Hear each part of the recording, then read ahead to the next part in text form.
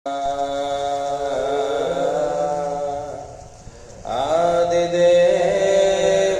जगत् कारणं श्रीधरं लोकनाथं विभो व्यापकं शङ्करं सर्वभक्तेष्टदं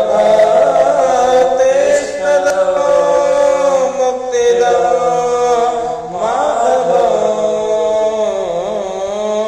सत्यनारायण विष्णुमेशं भजे। सभी मित्रों को जय श्री राधे, जय श्री कृष्णा, जय श्री राम। मैं आचार्य ज्ञानेश तिवारी लाइव हूँ अपने पेज सनातन धर्म के रहस्य पे, और हमारे साथ हैं हमारे अनुज तिवारी जी। और आज की जो चर्चा है वो सनातन धर्म का विस्तार किस प्रकार है, किस प्रकार से सनातन धर्म का प्रचार प्रसार है, इस भाव से हम यहाँ पे एकत्रित हुए हैं पिंपलेश्वर महादेव के प्रांगण में भगवान भोलेनाथ के साथ। तो महाराज, हम आपसे एक बात पूछना चाहेंगे कि अपने तेज को बढ़ाने के लिए ब्राह्मण आजकल देख रहे हैं, ब्राह्मणों की स्थिति दयनीय बनते जा रही है और लोगों को वृत्ति के लिए एक दूसरे के पास बहुत ही अनुनय विनय करना पड़ रहा है या उनके सामने जाकर के हाथ फैलाना पड़ रहा है। तो ऐसा क्या किया जाए कि ब्राह्मणों के पास वृत्ति स्वयं आए? देखिए, पहले भी ऐसा नहीं था कि ब्राह्मण किसी के पास जाता था। ब्राह्मण के पास स्वयं जो यजमान है, याचक है, वो आते थे जी।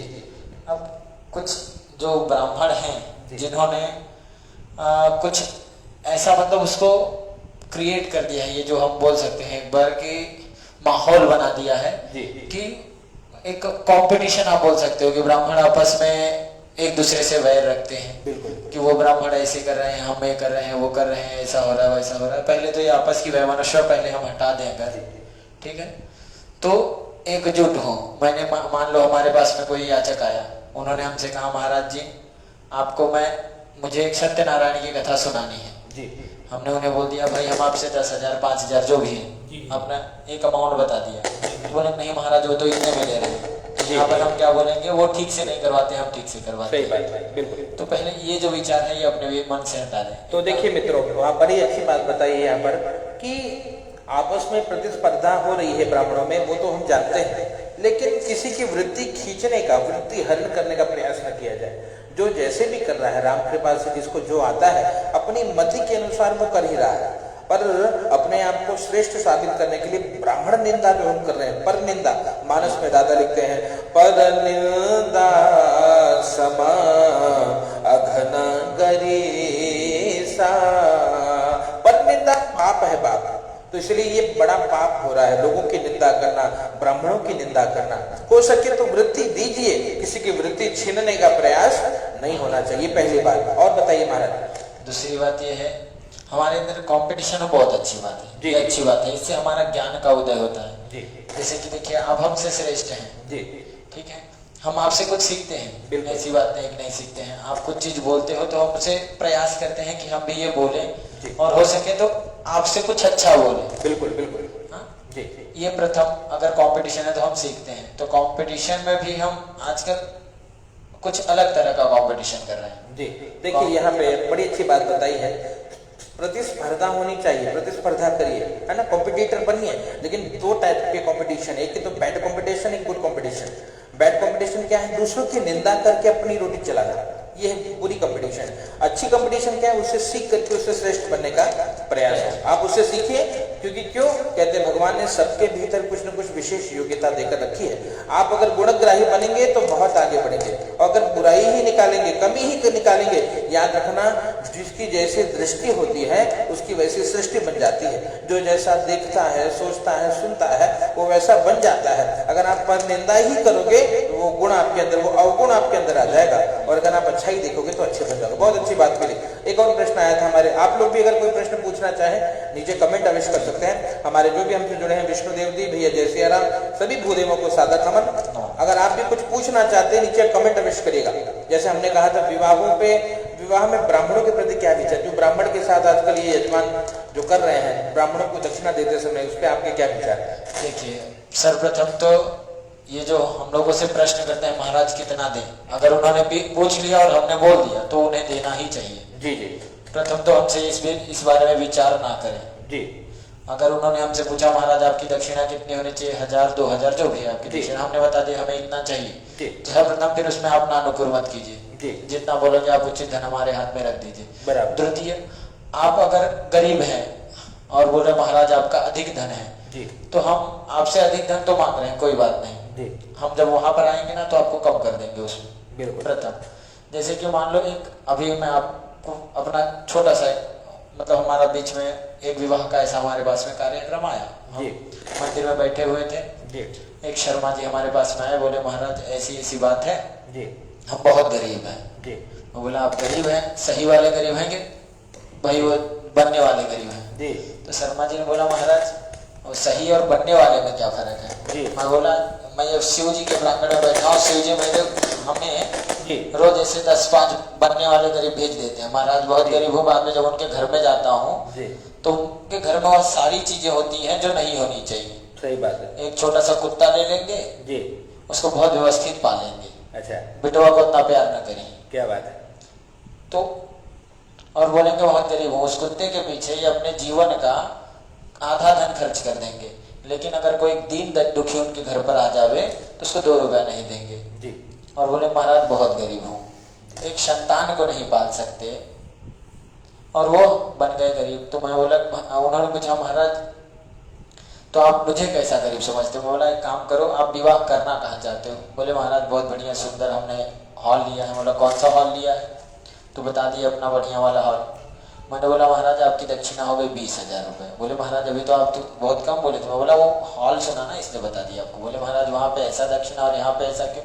मैं बोला अपने लड़के और अपने लड़की को भेज दो और आप चले आओ और उनके माता पिता जी चले आए, जो हमारे कर्म में 2-4 व्यक्ति और लगते हैं वो लोग चले आए इस मंदिर में, मैं आपसे 10 रुपये विवाह करवा के भिजवा दूंगा। जय हो जय हो। अगर आप वहां पर उतना धन उसमें खर्च कर सकते हो, उसमें 10 लाख हॉल वाले को दे सकते हो, 2 लाख वेश्यावृत्ति वाले को दे सकते हो, कैटरेस को 50,000 रुपए दे सकते हो, तो हमें क्यों नहीं दे सकते?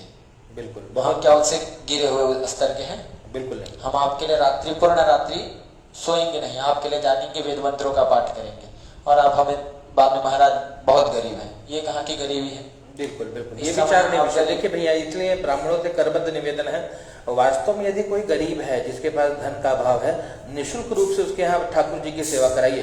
पर कुछ बने हुए गरीब मिलते हैं, मतलब विवाह के लिए 20 लाख का हॉल है, 10 लाख का भोजन कराएंगे कैटरर्स वाले को दे करके, 5 लाख रुपया और अगड़म तगड़म खर्च होगा, 10-20 लाख दहेज भी दे देंगे, लेकिन ब्राह्मणों को देने के लिए महाराज बहुत गरीब है। तो ऐसे गरीबों से थोड़ा सावधान रहिए और उनसे पूरी दक्षिणा पहले ही ले लीजिए, क्योंकि बाद में फिर ये गरीब बन जाएंगे। जब आपके दक्षिणा देने का समय आएगा तो ये गरीब बन जाएंगे। हमारे साथ जो जुड़े हैं चंदन झा जी, तुम्हारा जितेंद्र माझी आज तक 20,000 दिया है।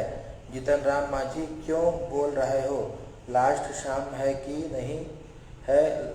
लास्ट में जो नहीं बोलते थे नहीं आज से। जीतन राम माझी ने जो कमेंट किया था, जी जी, जीतन राम माझी वाला जो कमेंट है, बिल्कुल बिल्कुल ये बड़ा निंदनीय है। देखिए ऐसे ये तो बिल्कुल भी बहुत ही गलत बात है। और ठीक है, वो व्यक्ति का देखिए, इसमें हमारी भी जिम्मेदारी है। अगर कोई ब्राह्मणों के विरुद्ध कोई बात करे, कोई भी व्यक्ति हो, तो आप खुद उससे दूर हो जाए। ऐसे ना हो, कुछ ब्राह्मण ऐसे भी मिलेंगे कि ऐसे जो ब्राह्मण निंदक लोग हैं उनके यहाँ जाकर भी ये लोग पूजन कराएंगे, यज्ञ कराएंगे, तो ऐसे ये फिर यही लोग अपने समाज को पतित कर रहे हैं। बिल्कुल उनको उनसे दूर रहिए। इनके यहाँ संकल्प लीजिए कि ऐसे ब्राह्मण द्रोहियों के यहाँ 50 लाख भी मिले न जाएंगे, है ना। क्यों? याद रखना, जो भी धन कमाइए, कहते हैं भैया सम्मान के साथ जो धन कमाते वो श्रेष्ठ है, अपमान लेकर के भैया जो धन कमाते हो किसी काम का नहीं। तो ऐसे जो ब्राह्मण निंदक है उनके पीछे जाने की कोई आवश्यकता ही नहीं है। बिल्कुल, आप अपने सम्मान को बचा कर रखिए। बिल्कुल। हमारे धनेश रतूरी जी, आचार्य जी, आजकल लोग ब्राह्मणों के पीछे कुछ ज्यादा ही पड़ गए हैं, उनकी व्यवस्था जरूर करिएगा। नहीं, इसका भी कारण है गुरुदेव।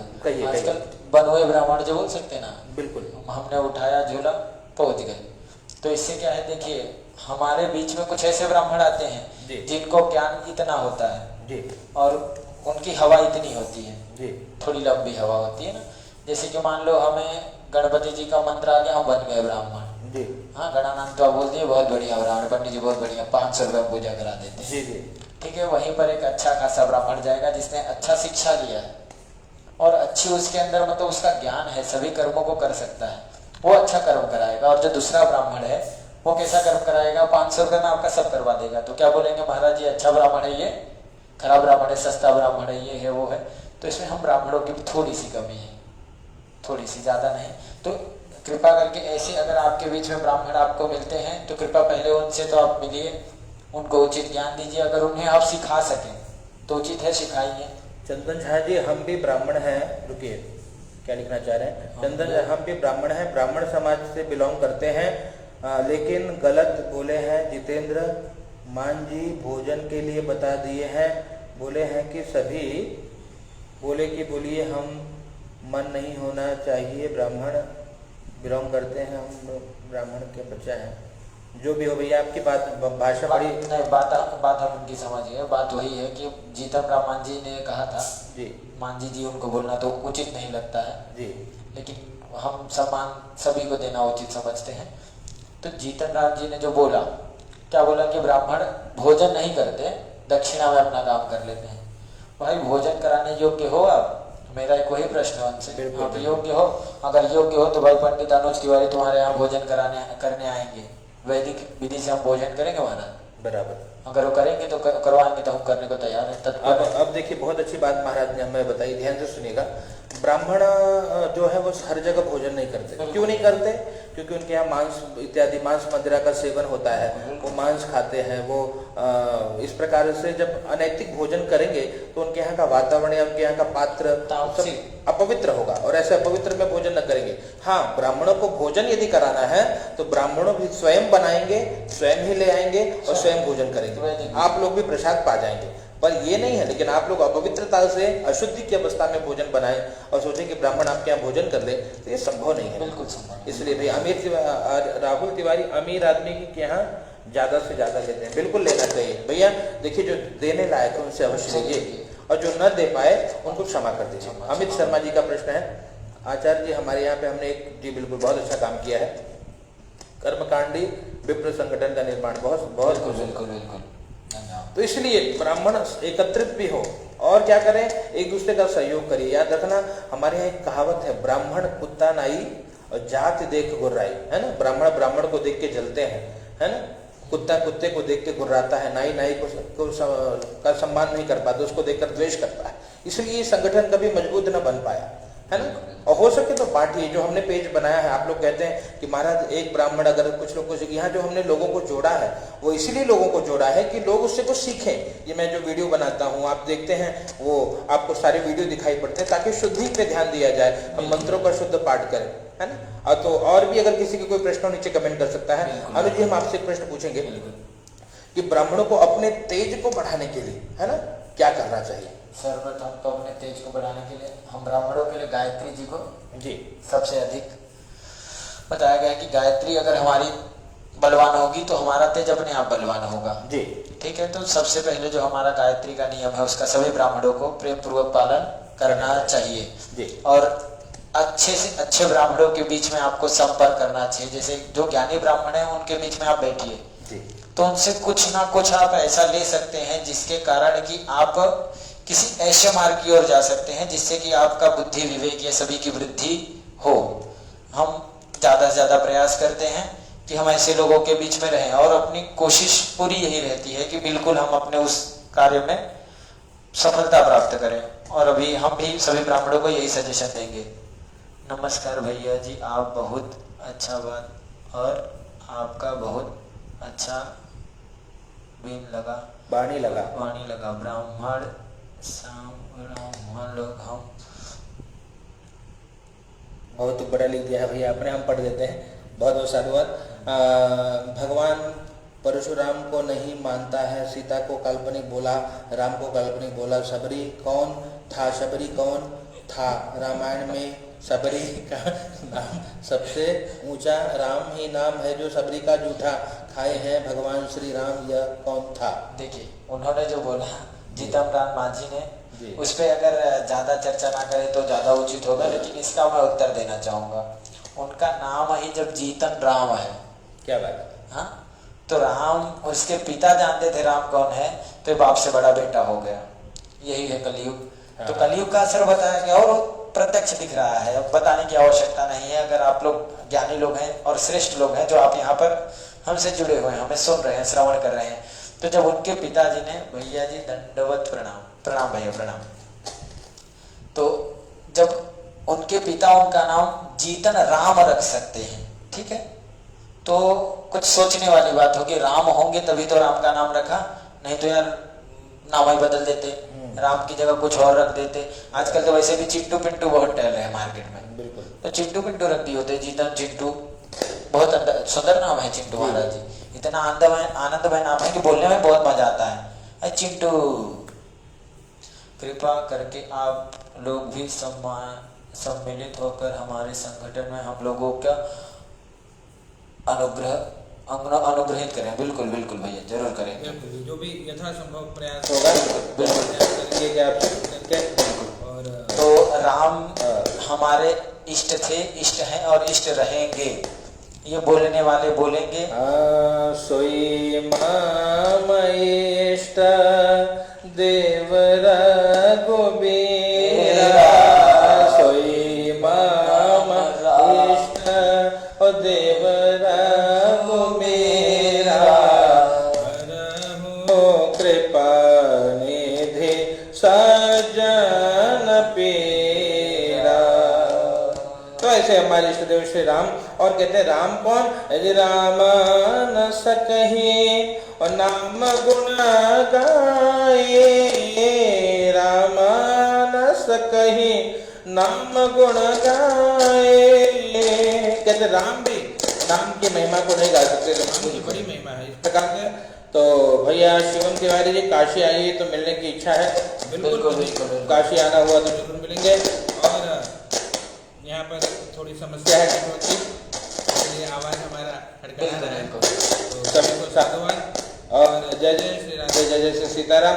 और एक प्रश्न सभी के पास है कि हो सके जितने ब्राह्मण हमसे जुड़े हैं कुछ विशेष आपके पास हो, नया नूतन संकलन हो, नया ध्यान मंत्र हो, प्रार्थना हो, कुछ हो तो हमें व्हाट्सएप पर भेजिएगा ताकि सभी ब्राह्मणों तक उसका प्रचार प्रसार हो सके, जो हम सदियों से करते चले आ रहे हैं। जब जब स्वामी मेला हमने प्रयास किया है सनातन धर्म का प्रचार हो।